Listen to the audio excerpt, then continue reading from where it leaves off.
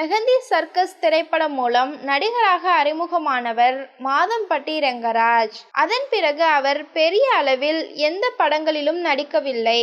Bin cook with கோமாளி நிகழ்ச்சியில் நடுவராக வலம் வந்தார். இதற்கிடையில் தமிழ்நாட்டில் மிகவும் அறியப்பட்ட சமையல் கலைஞர்களில் ஒருவராக உருவெடுத்தார். பிரதமர் முதல் திரை பிரபலங்கள் வரை பலருக்கும் அவர்களது வீட்டு விசேஷங்களுக்கு சமைத்து மிகவும் பிரபலமானார்.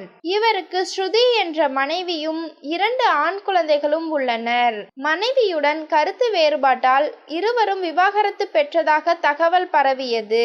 இந்த நிலையில் இரண்டாவதாக மாதம்பட்டி ரெங்கராஜ் ஆடை வடிவமைப்பாளரான ஜாய் கிறிஸ்டில்டாவை கோவிலில் எளிய முறையில் திருமணம் செய்து கொண்டார். ஜாய் கிறிஸ்டில்டாவுக்கு இது 2வது திருமணம்தான். முதல் கணவர் ஜே ஃபெடரிக் திரையுலகை சேர்ந்தவர்.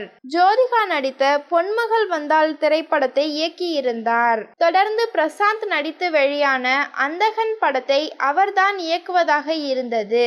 ஆனால் சில காரணங்களால் அவர் படத்தை இயக்க முடியவில்லை.